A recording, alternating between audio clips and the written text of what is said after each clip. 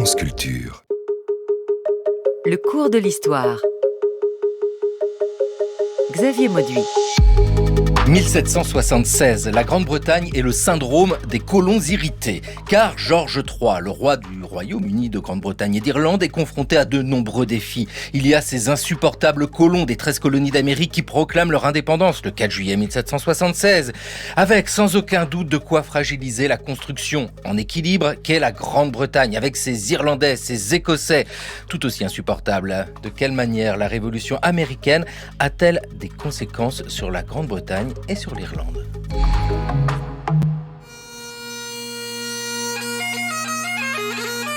Le 1er mai 1707, l'Écosse, rattachée à l'Angleterre, formait avec elle le Royaume-Uni de Grande-Bretagne. Le cours de l'histoire. Il avait fallu beaucoup de temps pour que ces deux nations n'en fissent plus qu'une seule. C'est Gabriel Timori ici dans l'émission Heures de culture française en 1957 qui évoquait la naissance de la Grande-Bretagne. Bonjour Rémi Dutille. Bonjour. Vous êtes professeur de civilisation britannique à l'université Bordeaux-Montaigne et aujourd'hui avec vous Florence Petrov. Bonjour. Bonjour. Maîtresse de conférences en histoire moderne à l'université de La Rochelle. L'évocation ici pour ouvrir cette émission est la naissance même de la Grande-Bretagne. On peut rappeler, Florence Petrov, que la Grande-Bretagne, ça a une date de naissance précise, c'est 1707. Effectivement, avant 1707, on a l'Écosse qui est une nation souveraine et qui renonce volontairement à sa souveraineté en 1707 en signant l'acte d'union avec l'Angleterre et qui donc fait le choix exactement inverse de celui que feront les Américains en 1776 qui eux, au contraire, prennent leur souveraineté. Avec ici la Grande-Bretagne, donc nous avons l'Angleterre, nous avons l'Écosse, j'ajoute le Pays de Galles, bien sûr, et puis le cas de l'Irlande. Rémi Dutille, quelle est la situation de l'Irlande dans cette construction ? Alors l'Irlande est dans une position qu'on peut dire peut-être un petit peu ambiguë. Elle participe au projet colonial, elle envoie des marins, des administrateurs, etc. en Amérique, mais elle est aussi dans une position de semi-colonie. Depuis 1494, donc fin du Moyen-Âge, la loi de Poynings fait que le Parlement de Dublin est soumis à l'approbation du roi et du Conseil royal. Donc il y a des institutions représentatives, mais elles sont soumises au roi et au XVIIIe siècle au gouvernement et au Parlement. Ah oui, un statut qui pourrait s'apparenter à quelque chose de colonial, un peu d'ailleurs comme les 13 colonies. On est plus proche en fait des 13 colonies d'Amérique de l'Irlande que ce que peut connaître au même moment l'Écosse. L'Écosse n'est pas une colonie, pas du tout. Oh là là, vous me faites des gros yeux, Florence Petrov, non. Non, pas du tout, effectivement. Et j'insiste, effectivement, l'Écosse, c'est volontairement qu'elle est entrée dans cette union avec l'Angleterre, parce qu'elle y trouvait des intérêts. Avec ici la question de la représentation de ces populations-là, parce que c'est toute la question qui concerne le moment de l'indépendance des colonies britanniques d'Amérique. On n'est pas représenté, donc on ne veut plus payer d'impôts, et je le résume de manière très simple. Et d'ailleurs, Rémi Dutille, vous nous dites, dans le cas de l'Irlande, c'est un peu le cas aussi. Ils ne sont pas réellement représentés au Parlement à Londres. Non, ils seront des députés irlandais entrent au Parlement à Londres en 1800 dans l'Union anglo-irlandaise, mais c'est après notre période. En fait, ils ont un parlement à Dublin qui vote les lois, mais qui est en fait soumis au roi. Et j'ai retrouvé dans ma mémoire cette histoire de Money Bill en 1753-1755, une crise qui ressemble à Dublin beaucoup à ce qui se passe en Amérique autour du Stamp Act, c'est-à-dire ce que nous a décrit Bertrand Van Ruymbeck hier. En 1753, le Parlement de Dublin se déchire pour savoir que faire d'un excédent fiscal. Donc on n'est pas dans la France de 2026, mais il y a un excédent budgétaire et donc le roi dit que c'est à lui de reprendre ses recettes et les patriotes irlandais, c'est un petit peu la naissance d'un groupe patriote irlandais, disent mais non, c'est l'argent du peuple irlandais. Donc il y a ce conflit fiscal qui ressemble beaucoup beaucoup en fait à ce qui se passe 10 ans après dans les colonies américaines. En 1776, les États-Unis qui poussent un grand cri d'indépendance avec Bertrand van Ruymbeck. C'est une émission à retrouver sur franceculture.fr et l'appli Radio France. Florence Petroff, vous êtes l'autrice de La Révolution américaine et l'Écosse, regards croisés et identités hybrides, avec ici la représentative... Oh bah tiens, c'est une préface de Bertrand van Ruymbeck. Il est partout, il est formidable. C'est ici toujours la question de comment représenter des populations. Dans le cas de l'Écosse, c'est complètement différent que ce qui se passe en Irlande. Alors effectivement, et c'est l'un des nœuds du problème. En Écosse, finalement, la Révolution américaine est généralement très mal comprise.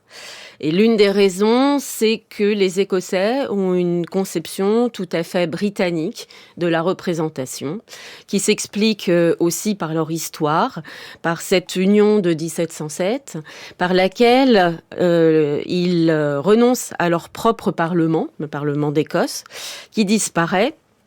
Et en échange, donc, on crée un Parlement de Grande-Bretagne qui va se situer dans la Maison des Parlements où était le Parlement d'Angleterre précédemment. Mais dans ce Parlement, il y aura dorénavant 45 Members of Parliament, donc députés à la Chambre des communes qui viennent d'Écosse, sur 558 au total, et 16 lords sur à peu près 200. Donc c'est vraiment presque rien.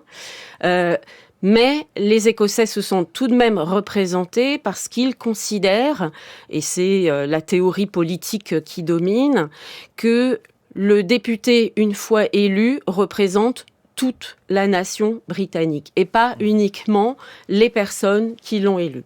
En outre, en Écosse, il y a très peu d'électeurs.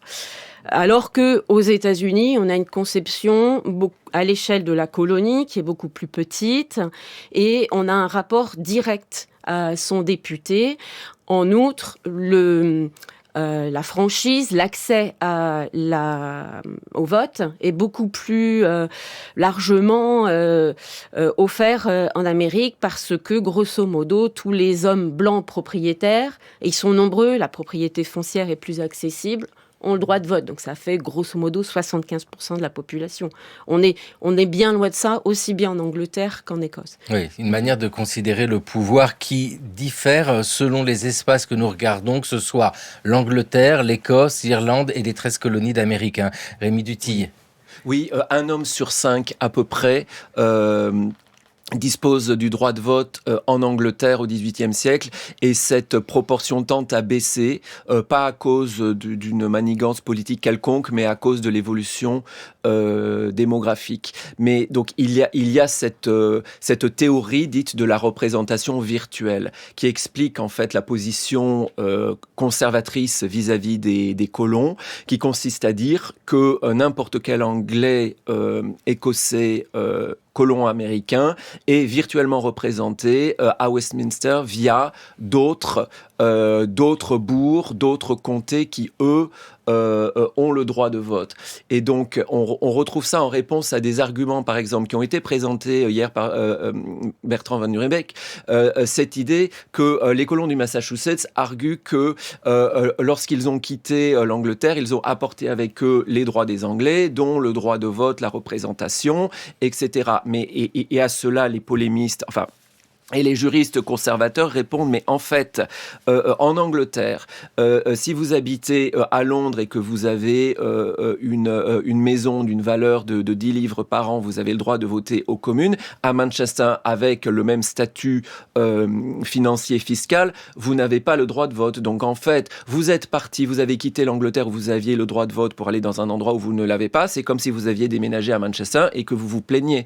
Et donc la réponse à ça, ce n'est pas de donner le droit de vote à Manchester, mais c'est juste de faire confiance finalement au système qui représente tout le monde, y compris les femmes aussi, puisque voilà, les femmes n'ont le droit de vote nulle part, à ma connaissance, en Écosse non plus. Elles sont représentées aussi virtuellement par les membres masculins de leur famille, tout comme les apprentis le sont par leur maître, les enfants par leur père. C'est un suffrage censitaire. Donc, Censitaire. ouais, tel Ouais. que je l'entends, c'est-à-dire que seuls ceux, et là il n'y a pas besoin de dire celles, vu qu'elles sont Non. complètement exclues, Mm. seuls ceux qui payent l'impôt Mm. peuvent voter, mais ce n'est pas les mêmes limites fixées partout sur le territoire. Exactement. Florence Petroff. Alors, c'est pas uniquement ceux qui payent l'impôt, mais la base du système britannique, c'est que ces députés élus qui sont issus de l'aristocratie ou au moins de la noblesse payent des impôts. Ils payent la land tax comme les autres. Qui est une différence majeure avec la France, par exemple. Et donc, l'idée est qu'ils n'ont pas intérêt à surcharger le peuple d'impôts, puisque eux-mêmes payent ces impôts.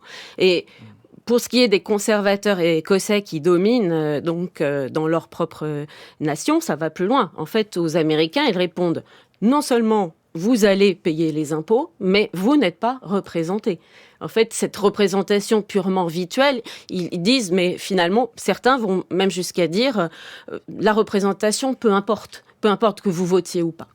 C'est formidable ce que vous nous dites là, parce que nous saisissons mieux ce qui se passe le 4 juillet 1776, quand ces colons d'Amérique votent leur indépendance. La lecture simple serait de dire « Ah, ils veulent être représentés parce qu'ils payent des impôts, et puis le roi George III ne veut pas, et ils déclarent leur indépendance. » En fait, c'est beaucoup plus complexe que ça.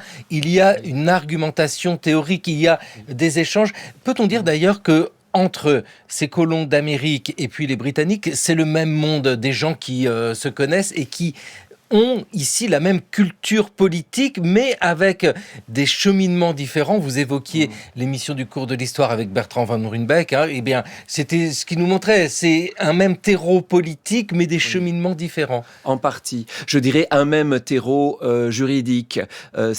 Mais alors, la déclaration d'indépendance me paraît importante parce que quand elle déclare que tous les hommes ont le droit à la vie, à la liberté, à la recherche du bonheur, il se place sur le plan du droit naturel et plus sur le plan du droit des Anglais. Et en fait, le droit des Anglais, à mon avis, joue plutôt en faveur de la représentation virtuelle, parce qu'on peut toujours trouver des exemples, dire par exemple que le pays de Galles a été taxé 200 ans avant d'avoir été représenté au Parlement, et donc qu'il n'y a pas d'incompatibilité historique. Après, théorique. Après, la même culture politique, c'est un peu compliqué à dire. J'aurais tendance à dire que les Américains sont quand même, au départ, les puritains qui ont peuplé la Nouvelle-Angleterre sont représentatifs d'une frange extrême et très minoritaire de la culture politique anglaise de l'époque.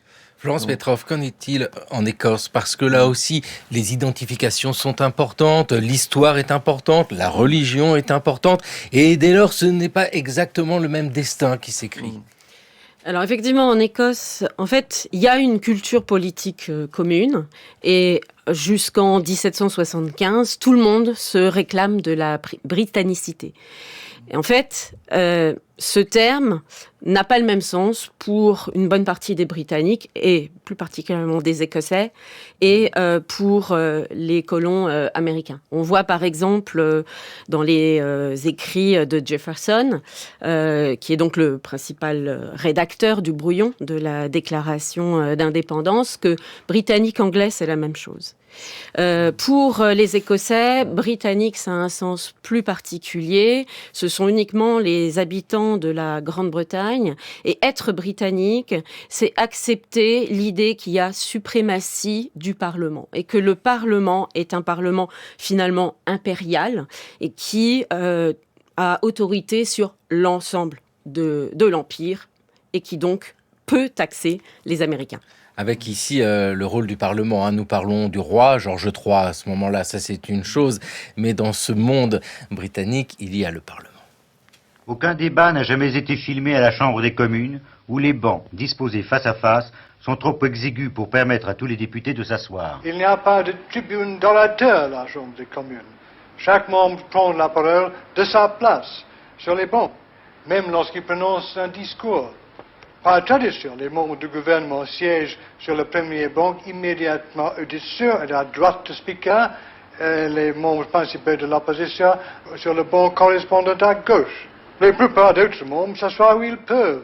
les membres du parti gouvernemental à droite et les autres à gauche. Chez nous, le membre vote avec ses pieds, peut-on dire, en sortant de la chambre pour entrer dans l'un ou l'autre de deux larges corridors ou lobbies qui longent les côtés les plus longs de la chambre. Les membres qui votent pour la proposition entrent dans le corridor à droite, les membres qui votent contre dans celui à gauche. C'est le clerc adjoint à la Chambre des communes, William Liberdahl, qui, en 1971, présentait le fonctionnement du Parlement. Nous étions à Londres. Rémi Duthil, il faut bien avoir conscience que dans cet univers, la Grande-Bretagne du XVIIIe siècle, et encore après, il n'y a pas de constitution, il n'y a pas de texte écrit qui dit exactement qui doit faire quoi à tel moment. Ça nous permet de réfléchir aussi, du regard porté sur ce qui se passe au même moment en Amérique, la déclaration d'indépendance. Oui, alors c'est vrai que l'union anglo-écossaise, je dirais, est l'un des rares développements constitutionnels qu'on puisse dater à la minute près. Sinon, au XVIIIe siècle, les historiens britanniques aiment bien dire qu'il y a des choses qui émergent. Par exemple, la fonction de Premier ministre émerge, c'est-à-dire qu'en 1720, c'est une insulte. En 1750, elle est établie. L'opposition, le chef de l'opposition émerge entre les années 1760 et 1800. Donc il y a ces espèces de mouvements comme ça qui émergent. Mais ce qui est très intéressant qu'on entend là dans cet enregistrement, c'est à quel point la disposition des bancs parallèles structure le débat politique. Ça me fait penser à un texte de Churchill à la Chambre des communes, un discours au sujet de la reconstruction de la Chambre des communes qui avait été endommagée par les bombardements allemands et où il s'oppose à une reconstruction de type Assemblée nationale à la française en amphithéâtre, et où il dit non, le génie de notre constitution, c'est ces deux bancs, ces deux rangées, opposition et gouvernement. Mais c'est vrai que tout ceci...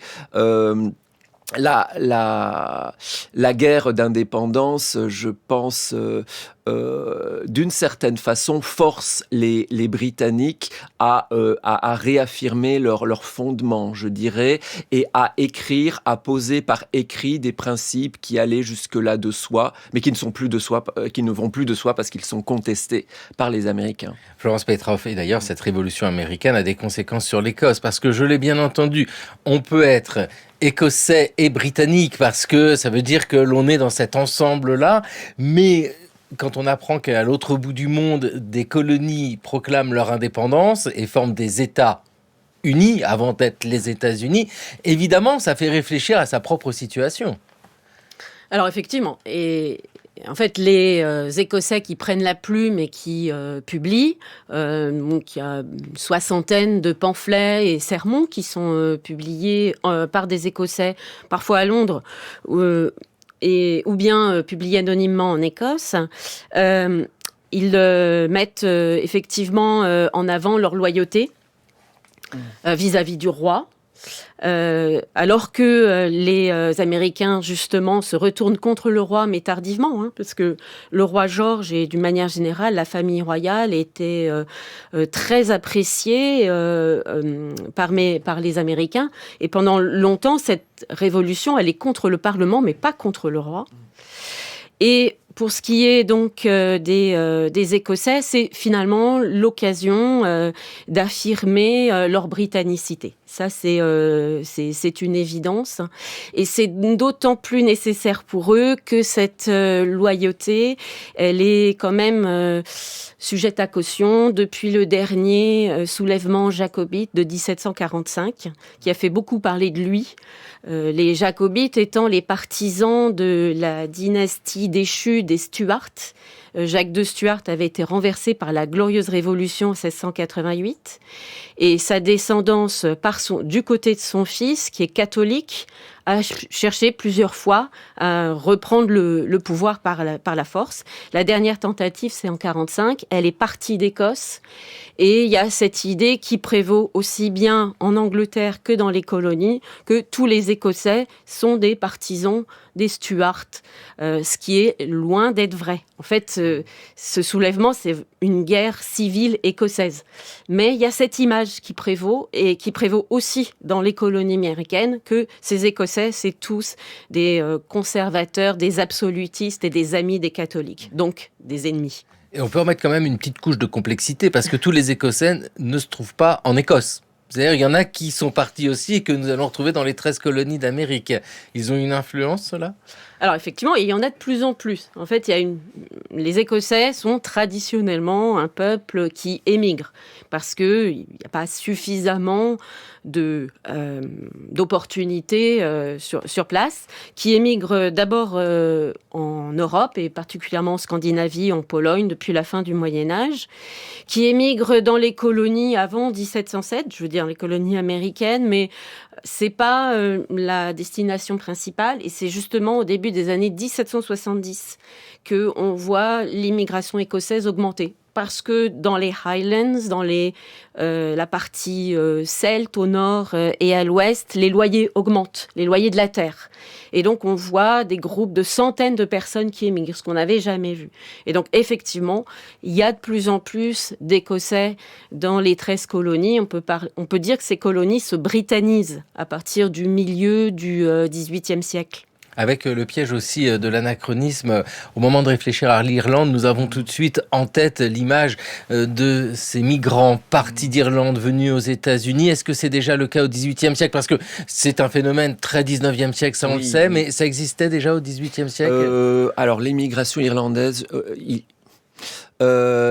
Il y en a eu une, mais je pense pas qu'elle soit particulièrement notable. Mais en fait, il me semble que dans le cas de l'Irlande, et peut-être aussi dans le cas de l'Écosse, il faut voir que l'Empire donnait des dividendes généreux aux élites.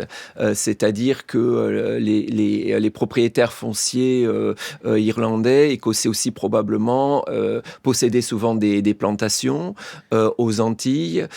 Certains étaient en lien avec le commerce, avec la traite des esclaves. Donc il y a quand même cette, on va dire, une intégration économique de tous ces espaces qui fait que le maintien des colonies avait aussi un intérêt économique. Et puis, c'est aussi l'idée de s'affranchir. C'est un peu la naissance même des colonies d'Amérique. C'est la recherche de la liberté au XVIIe siècle. Ceux qui partaient d'Angleterre, c'était cette quête de liberté. On retrouve ça encore au XVIIIe siècle, j'imagine. Du côté de l'Écosse, c'est ça. Alors, la liberté, elle est avant tout économique. Voilà. Et pour les Écossais qui émigrent en grand nombre à partir des années 1770, c'est la possibilité d'acheter des terres, et notamment dans l'arrière-pays. Parce qu'il faut avoir en tête que pendant toute cette période, les colons continuent à avancer vers l'ouest. C'est l'une des raisons aussi pour laquelle ils sont entrés en rébellion contre le roi George, qui prétendait leur interdire d'aller au-delà de la ligne de proclamation. Et donc c'est aussi une possibilité de s'affranchir du pouvoir du chef de clan qui est quasi féodal à l'époque. Donc effectivement, l'Amérique représente quelque chose. Et puis il y a un point essentiel, effectivement, c'est le commerce. L'une des grandes inquiétudes pour les Britanniques, c'est si on perd les colonies, on va perdre notre monopole commercial sur ces colonies, ce qu'on appelle l'exclusif colonial dans le système mercantiliste. Et en fait, on va s'apercevoir dès la fin de la guerre en 1783 que les Français ne parviennent pas à remplacer les Britanniques. Vous parliez de culture tout à l'heure. Il y a la langue, mais il y a plus que ça. Il y a le protestantisme et il y a malgré tout une culture, un substrat politique qui reste, et des routes de commerce, des liens qui existent et qui sont très rapidement renoués finalement. Et puis dans cette culture, la culture politique, on l'a bien dit, avec des différences majeures, mais malgré tout une certaine idée de la liberté telle qu'elle peut exister en Grande-Bretagne. C'est pas rien d'avoir un parlement dans une Europe où l'absolutisme est très présent, et donc on va trouver cet écho-là avec une autre mesure en Amérique. Le désir de liberté. Oui, le désir de liberté. Et c'est vrai que l'émigration, je pense, est parfois forcée, souvent choisie. Oui, ça permet de se libérer des ancrages un peu étouffants, économiques et autres. Mais il y a aussi beaucoup de chaînes économiques qui se créent. Par exemple, les tobacco lords, les lords du tabac de Glasgow qui contrôlent contrôle le commerce avec le tabac de Virginie, la Chesapeake, etc. Donc il y a des spécialités comme ça qui font que voilà, qu'on a toute cette... bon, après, pardon, la liberté économique, Adam Smith la propose, la théorise en 1776 en disant que bon, le système mercantiliste est sous-optimal, pour le dire en jargon économique contemporain. Voilà, on peut faire mieux si on laisse chacun commercer comme il veut, sans entrave. On aura... voilà. Et donc... mais l'argument d'Adam Smith en 1767 dans La richesse des nations, donc la même année que la déclaration d'indépendance, est quand même intéressante parce qu'il dit, dans l'absolu, la Grande-Bretagne n'a pas besoin des colonies américaines puisqu'il pourrait obtenir le rhum, le bois, les fourrures, tout probablement pour moins cher.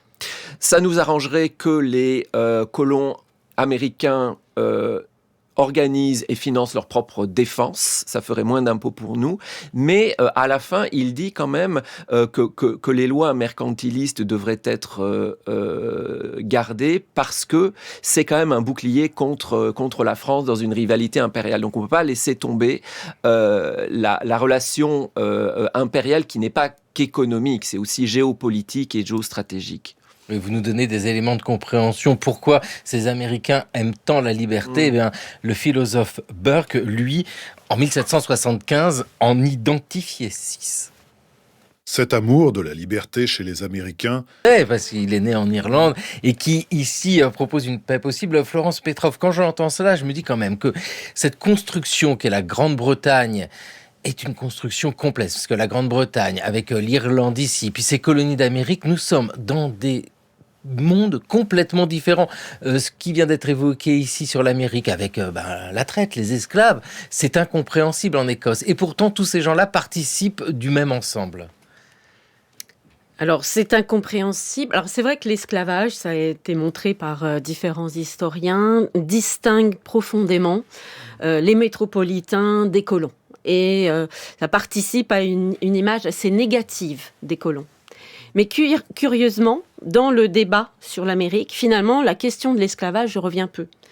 Alors, il y a peu d'auteurs qui voient une contradiction entre cet appel à la liberté des Américains, qui sont eux-mêmes esclavagistes, et notamment parmi les leaders. On sait que Washington, Jefferson, par exemple, étaient des planteurs qui avaient des centaines d'esclaves qui travaillaient pour eux. Alors pourquoi il n'y a pas cette question de l'esclavage qui ressort tellement ? Je crois que c'est parce que, en fait, le mot esclave, donc slave en anglais, a plusieurs sens. Ils disent we are being enslaved. On nous réduit en esclavage dans le sens on nous prive de nos libertés anglaises traditionnelles. Donc c'est, si vous voulez, un esclavage politique. Et pour eux, ça se distingue totalement de l'esclavage des populations amérindiennes, il y en a, ou des populations d'origine africaine. Et puis avec ses capacités d'adaptation, parce que nous l'avons dit en ouverture d'émission, en 1707, il y a la naissance de la Grande-Bretagne, avec un parlement, une évolution constante, et dans le discours de Burke que nous venons d'entendre, en 1775, donc nous sommes l'année qui précède la déclaration d'indépendance des 13 colonies britanniques d'Amérique, il y a encore des solutions, on peut s'adapter, on peut encore trouver des conciliations. Oui, en tout cas, Burke plaide pour la conciliation. C'est un Whig de l'opposition. Donc bon, il y a un aspect partisan, c'est-à-dire qu'il est dans l'opposition qui est réduite à un petit carré de fidèles. Il s'oppose à la politique de North et des Tories qui sont au pouvoir. Mais ce qui est paradoxal de voir dans cette argumentation de Burke, c'est que nous avons entendu 6 raisons expliquant des raisons sociologiques, on pourrait dire l'origine, le gouvernement, la religion, qui expliquent une certaine identité, une certaine exception américaine. Il en donne encore d'autres, et pourtant il veut la réconciliation. Alors ce que lui propose, c'est que les Américains, que les 13 colonies restent dans le giron impérial, qu'elles donnent au Parlement l'argent qui est nécessaire pour l'administration et la défense des colonies, mais que l'argent soit voté, que les impôts soient votés et levés par les assemblées coloniales. Donc ça permet de répondre à no taxation without representation, sans concéder une indépendance absolue. Mais comme l'a dit Bertrand Van Ruymbeck hier, la lenteur des communications fait que ce discours de Burke, à peine publié, est presque obsolète, puisque l'opinion américaine se politise à très grande vitesse. Donc le temps qu'un bateau fasse l'aller et le retour, les Américains sont déjà quasiment à common sense et à un républicanisme et à une indépendance qui n'est plus du tout dans les paramètres britanniques de Burke. Avec la volonté ici de la part du pouvoir à Londres, et c'est important de dire Londres parce que vous venez d'évoquer l'importance des distances, Oui, c'est de conserver l'ensemble. Et c'est le cas avec l'Écosse. Une solution a été trouvée, et donc l'Écosse garde son identité d'Écosse à l'intérieur d'un ensemble. Et là, c'est quelque chose de fragile. La révolution américaine fait surgir des questions dans le débat public qui peuvent gêner aussi cette construction fragile. Est-ce que la révolution américaine peut mettre en danger l'Union ? Pas du tout, en fait, elle la renforce. Oui. C'est vraiment ça, ce paradoxe. L'effet pour les Écossais et même pour l'ensemble donc, de la Grande-Bretagne. Et puis c'est ce que vous nous disiez, Florence Petroff, l'idée que ces colons d'Amérique s'opposent davantage au Parlement qu'au roi lui-même. Le roi, en l'occurrence ici, c'est George III, avec un George III qui, dans la comédie musicale Hamilton, leur dit à ses colons « Vous reviendrez ». Si c'est la comédie musicale Hamilton, You'll Be Back, vous reviendrez, le roi George III, qui est prêt à répondre aux colons américains. C'est Broadway dans le cours de l'histoire sur France Culture, avec une chorale composée de Raphaël Laloum, Jeanne Copé, Angélico Guémard, Sidonie Lebeau, Luce Mourant, Chloé Rouillon et en chef de chœur, Jeanne Delecroix, qui connaît la comédie musicale Hamilton par cœur. Ici, aujourd'hui, en réfléchissant au regard porté depuis la Grande-Bretagne à la déclaration d'indépendance américaine, Rémi Duthil, il faut peut-être faire attention de ne pas en faire trop, au sens où on pourrait penser que c'est la préoccupation première de la Grande-Bretagne en 1776. Quel est le rapport à cette déclaration d'indépendance ? Là, on entendait cette comédie musicale qui faisait dire au roi George III, vous reviendrez, ça va aller. Est-ce que c'est pris si au sérieux que cela ? Non. Quelqu'un comme Burke ou d'autres pamphlétaires, polémistes, Whig comme Richard Price pensent pouvoir se réconcilier avec les colonies jusqu'en 1778. Je pense que le tournant, c'est vraiment le traité franco-américain et surtout l'arrivée des bateaux français. Parce qu'un traité, bon, c'est bien gentil, mais bon, quand la marine française entre en guerre, c'est là qu'on se dit que les choses sérieuses commencent. En fait, le roi et l'amirauté pensent que le secrétariat d'État aux colonies pourra mater la rébellion assez rapidement en 75-76. Donc en fait, le tournant, on peut dire idéologique, politique, etc., dans les colonies, c'est 76, mais la Grande-Bretagne met beaucoup de temps en fait à se rendre compte. En fait, c'est l'imminence du danger de perdre les colonies qui fait vraiment entrer en guerre. Parce qu'il y a quand même eu un certain mépris, voire un mépris certain, de l'armée des Redcoats, donc de l'armée professionnelle britannique vis-à-vis des milices locales. On pensait qu'au premier coup de mousquet, tout le monde allait s'enfuir dans les bois, et en fait, non. L'Amérique est capable de sortir quelques bateaux de guerre. Donc en fait, non. Je pense que c'est vraiment la situation sur le terrain et que l'idéologie de l'indépendance, les grands principes proclamés sont devenus importants, mais plus tard, pas du tout sur le coup. Florence Petroff, c'est vrai que ce moment 4 juillet 1776, nous le mettons en avant, c'est la déclaration d'indépendance des 13 colonies britanniques d'Amérique. Très bien, déjà le temps que ça arrive jusqu'à Londres, faut quelques semaines. Et puis c'est surtout dans les années qui suivent. J'imagine que vu d'Écosse, c'est la même chose, c'est qu'il y a un regard très différent, porté d'ailleurs selon les situations sociales et puis selon la temporalité des événements. Alors le regard n'est pas radicalement différent en Écosse de celui de Londres parce que ces Écossais qui s'expriment, bon, ça reste évidemment une minorité, sont avant tout britanniques et s'expriment en tant que britanniques. Et d'ailleurs, ils dialoguent essentiellement avec d'autres Britanniques, notamment Richard Price. Et quand ils publient, c'est en général pour répondre à Price et pas aux pamphlétaires américains. Effectivement, c'est perçu comme un événement important, cette déclaration d'indépendance. On a pu retracer son cheminement dans la presse, par exemple. Il est clair qu'on lui donne de l'importance. Et comme le disait Rémy Duthy, pourtant, on ne prend pas du tout la mesure de cette indépendance. Alors, chez les conservateurs qui dominent en Écosse, bien sûr, et même chez des personnes qui sont beaucoup plus progressistes, non plus.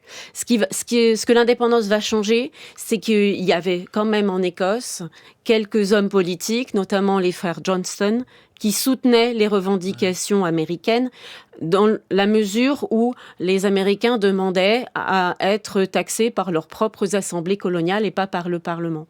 À partir du moment où la guerre commence, donc en avril 75, et puis avec la déclaration d'indépendance, George Johnston, qui a été d'ailleurs gouverneur sur le continent américain, bascule dans l'autre camp.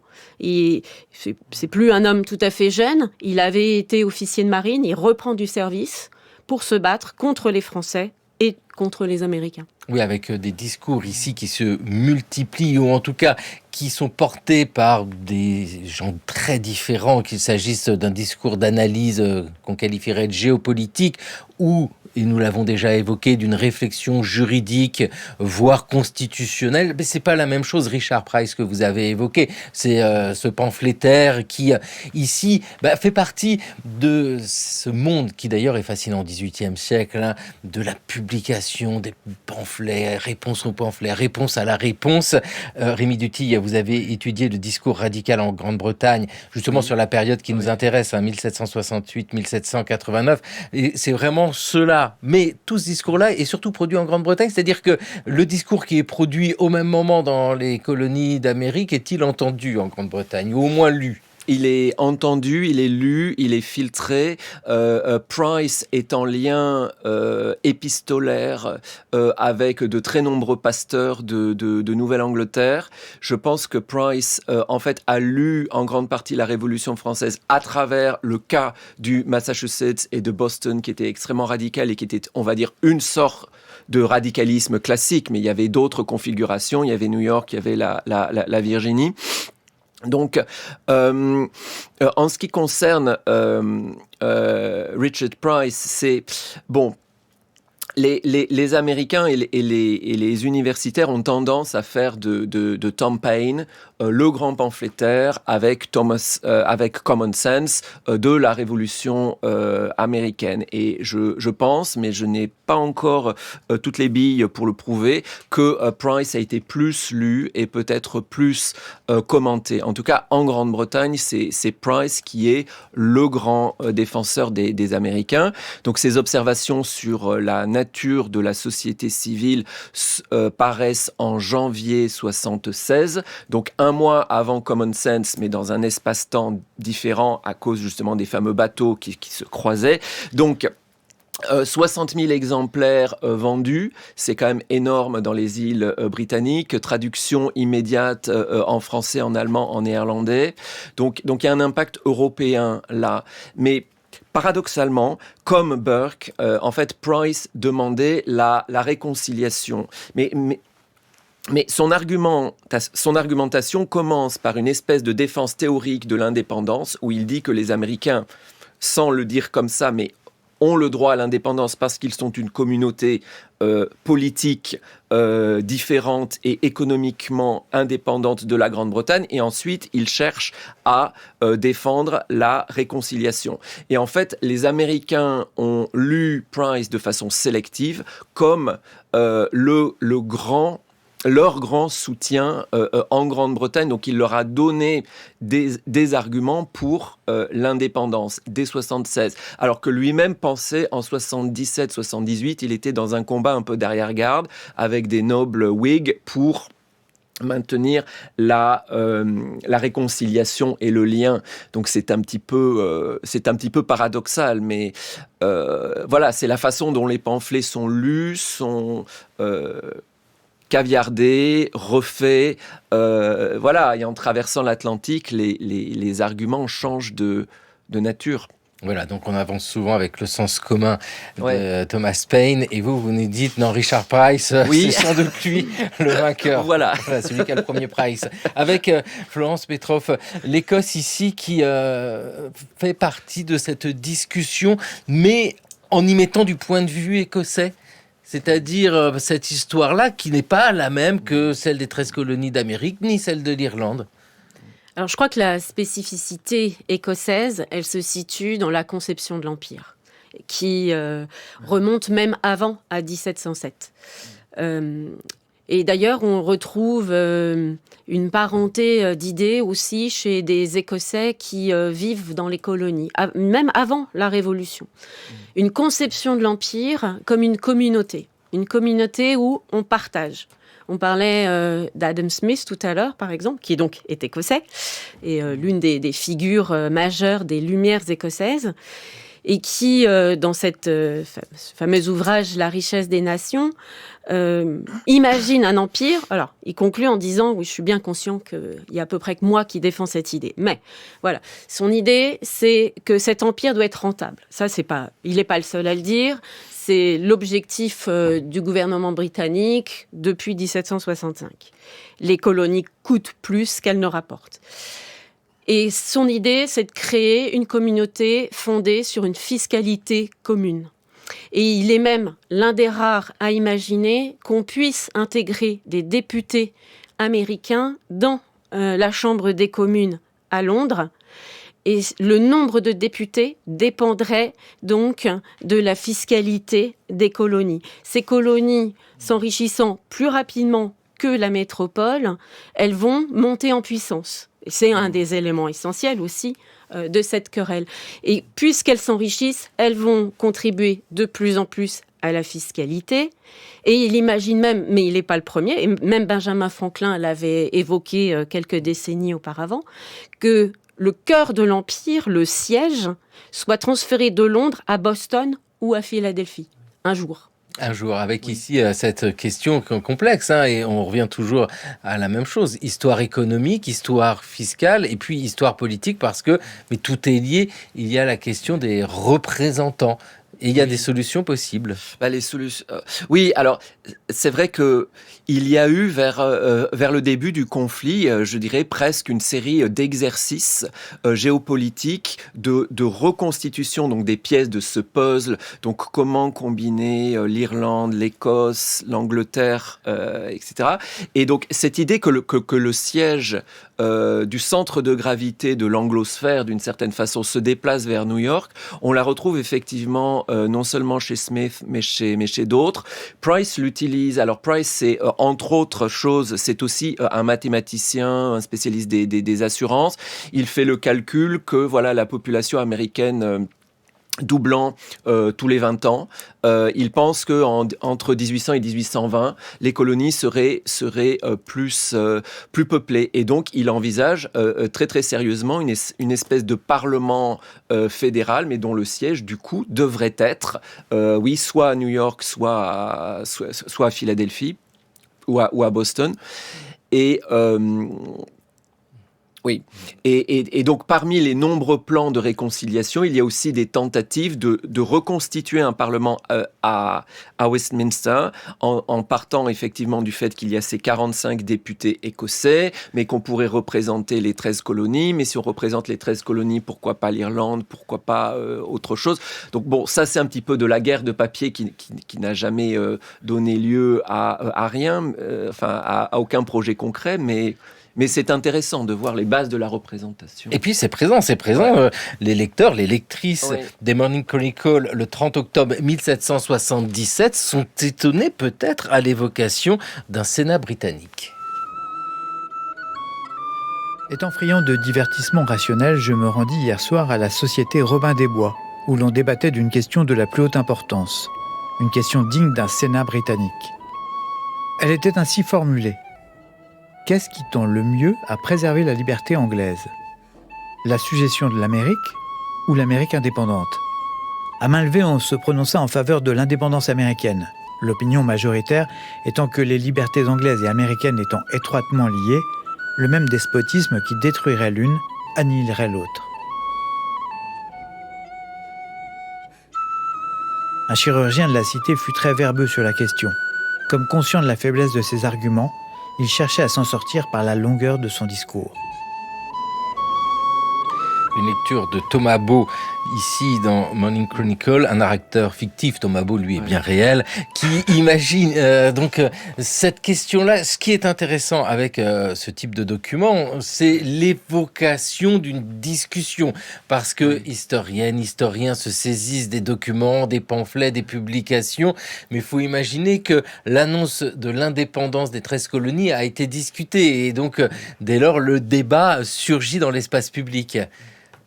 Alors le débat, il commence en fait avec la guerre surtout. C'est la guerre, c'est 1778 en fait. C'est ça ou celle d'avant, celle 1775, le début de... Oui, parce qu'en 78, la guerre s'internationalise avec l'arrivée de la France. Puis plus tard, il y aura en plus l'Espagne et les Provinces-Unies. Mais la guerre commence en mars 1775. Et pour les Écossais, ça a une résonance particulière parce qu'il y a une très forte tradition militaire dans les Highlands. Et il y a cette idée, justement, au lendemain, donc une trentaine d'années après ce soulèvement jacobite dont je parlais tout à l'heure, qu'il faut se racheter. Et on peut se racheter, notamment en s'engageant, pour ce qui est des chefs de clan et de leurs adjoints, en s'engageant, en levant des hommes, parce qu'ils ont encore un pouvoir sur les hommes, pour se mettre au service de la Grande-Bretagne. Et il y en a même qui, très concrètement, négocient la restitution de leurs terres qui avaient été confisquées en 1745-1746. Et puis pour beaucoup de braves gars des Highlands qui n'ont pas d'opportunités économiques, c'est le rêve d'avoir de la terre. Parce que pendant la guerre de 7 ans, le Premier ministre de l'époque, William Pitt, avait recruté des Highlanders. Et après la victoire sur les Français, on leur avait donné donc des terres. Les vétérans avaient eu des terres en Amérique. Et il y a ce même rêve qui revient, et même des affiches placardées dans les rues en Écosse qui leur dit engagez-vous, you will be lairds, vous serez des lords, vous serez propriétaires de votre terre, qu'on va prendre à ces rebelles. La Révolution américaine qui renforce en Écosse le sentiment ou la volonté d'appartenir à ce monde britannique. Qu'en est-il de l'Irlande ? Parce qu'on l'a bien dit, l'Irlande a une situation, un statut très très différent de l'Écosse. Oui. Est-ce que là, ça renforce plutôt l'idée que si des cousins américains arrivent à obtenir leur indépendance, peut-être que l'Irlande peut s'affranchir de la domination anglaise. Oui, alors ça a été le calcul dans une certaine mesure d'une élite protestante, de propriétaires fonciers, de membres des professions libérales. En fait, leur grand objectif, ça a été l'indépendance législative, c'est-à-dire l'abrogation de la loi de Poynings, c'est-à-dire la fin du contrôle royal sur la législation irlandaise. Ils l'ont obtenu en 1782, suite en fait à un mouvement de politisation. La Grande-Bretagne a été obligée de lâcher du lest parce que l'Irlande était vraiment un danger stratégique important pour l'Angleterre. L'île est très proche de l'Écosse comme du Pays de Galles. Elle est peuplée à 90% de catholiques et donc le gouvernement avait peur en fait d'un débarquement français ou espagnol qui serait suivi d'un soulèvement des catholiques et d'une invasion des îles britanniques par l'ouest. Et donc des milices appelées les volontaires irlandais se sont constituées en bataillons. Et là encore, le parallèle avec les États-Unis est assez patent. On voit encore des élites locales qui montent des régiments, etc. Et ces volontaires irlandais se politisent petit à petit. On a l'émergence d'un noyau patriote avec des noms comme Henry Grattan ou Henry Flood, qui sont encore un petit peu au panthéon du nationalisme irlandais. Mais il faut s'imaginer quand même... Par rapport, c'est assez contre-intuitif par rapport à ce qu'on connaît, c'est-à-dire que ce sont des protestants qui demandent à l'indépendance vis-à-vis de Londres, mais jusqu'à un certain point, parce qu'en fait, ils savent qu'ils dépendent du Parlement de Westminster pour se protéger des masses, des hordes catholiques, j'ai envie de dire. Donc en fait, ils ont envie d'une indépendance législative, mais tout en restant proche de la Grande-Bretagne quand même comme soupape de sécurité contre les catholiques. Donc eux ont bien tiré leur épingle du jeu, une certaine bourgeoisie protestante. Après, je ne pense pas que la vie de l'immense majorité de la paysannerie catholique ait été fondamentalement changée. Voilà, ça c'est le cas de l'Irlande. Ça c'est l'Irlande, voilà. Parce que Florence Petroff nous l'a dit, en Écosse, là, on peut être rassuré. Il n'y a rien qui va bouger avec la Révolution américaine. Normalement, on va rester sans aucun souci dans le monde britannique. Quoi que j'ai pu dire dans ma dernière lettre ou dans les précédentes au sujet de la répartition des forces entre les deux partis en Écosse, le parti américain est en déclin depuis quelque temps déjà. Non seulement parmi le peuple, qui était presque unanimement du côté du gouvernement, mais aussi parmi les personnes plus instruites, dont beaucoup ont abandonné la cause des colonies depuis la déclaration d'indépendance. Cependant, rien ne justifie l'idée alarmante que vous semblez vous faire de l'esprit qui règne dans ce pays. Votre ingénieux ami, le Dr Smith, et ses compagnons peuvent sans aucun risque s'aventurer parmi nous et exprimer librement leurs sentiments en toute compagnie. Je vous donne ma parole qu'ils peuvent parcourir l'Écosse en long et en large sans courir le moindre risque d'être enduits de goudron et de plumes. Je serais heureux de voir votre ami, pour son bien et pour le vôtre. En 1778, un pasteur, James Woodrow, qui ici est rassurant dans son propos, Florence Petroff, mais la chronologie est vraiment importante dans notre histoire et on l'entend bien depuis que nous échangeons depuis le début de cette émission. 1776, la déclaration d'indépendance, c'est une chose. Là, nous sommes en 1778 et dès lors, c'est la guerre. Et ça change complètement en fait le rapport que l'on peut avoir avec cette révolution américaine. On le voit bien que la bascule ici, c'est 2 ans après la déclaration d'indépendance. Oui et non. Parce que justement, Woodrow, alors, il n'a pas un avis neutre, il est férocement opposé à la Révolution et il écrit à son ami Kenrick, qui lui est en Angleterre, pour le convaincre justement du bien fondé de ses arguments à lui. Et d'ailleurs, ils ont une conversation qui est passionnante sur une dizaine de lettres. Oui et non, parce qu'en fait... de 75 à 1781 quasiment, les Écossais discutent de ce que les Américains discutaient dans les années 1760. Donc toujours la question de la représentation et de la taxation. Il croit encore réversible l'indépendance. Il la pense pas comme définitive. Et il y a une très grande ignorance vis-à-vis du point de vue des Américains. À une exception près, c'est celle d'un autre pasteur qui est lui aussi presbytérien, mais qui se trouve dans une autre mouvance de l'église presbytérienne qui s'appelle John Erskine, qui lui se rapproche beaucoup plus de Richard Price. même s'il n'est pas dissident, puisqu'il appartient à l'Église établie, et qui, lui, est comme Price en contact avec des Américains et qui a une vue des choses beaucoup plus pragmatiques. Ce que vous venez de dire là, c'est aussi important, c'est que nous connaissons la fin de l'histoire. Hein. C'est-à-dire que, oui, les colonies d'Amérique vont devenir indépendantes et le rester surtout. Ça va donner les États-Unis d'Amérique, mais les gens du moment ne savent pas la suite de l'histoire. Merci vraiment à vous deux d'être venus nous éclairer sur ce regard porté depuis la Grande-Bretagne et l'Irlande sur ce qui se passe en Amérique. Et Rémi Duthillier, je rappelle, hein, Le discours radical en Grande-Bretagne, ça c'est votre ouvrage sur ces années-là. Et effectivement, c'est ce monde des pamphlets que l'on retrouve aussi dans votre livre, hein, Florence Petroff, La Révolution américaine et l'Écosse, regard croisé, identité hybride.